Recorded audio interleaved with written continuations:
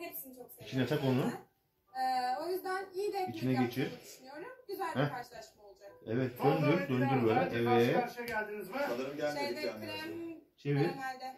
Evet. Olamayan bir düello var.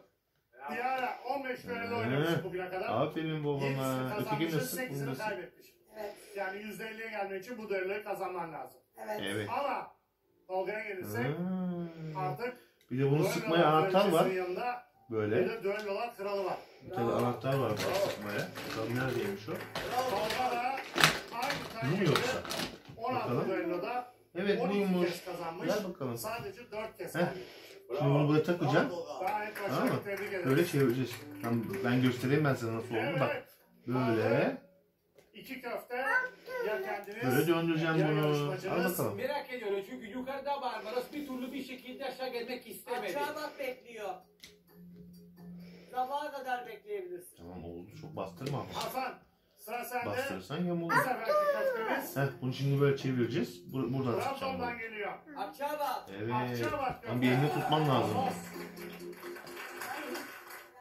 Cemre'sin. Pekala. Gel bakalım Cemre. Evet.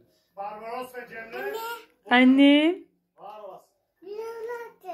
ne yapıyorsun? Ya Cemre bir şey merak Sıkıyoruz. ediyorum. Şimdi Barbaros Ayçabat'ta köfte bekliyor. Tamir mi yapıyorsun? Ben başka bir şey Sen ne bekliyorsun? Tamir yapıyor. Kadın budu. Kadın budu bekliyordum. Evet. Düşünmüş ki bizim sezonda çıkmıştı.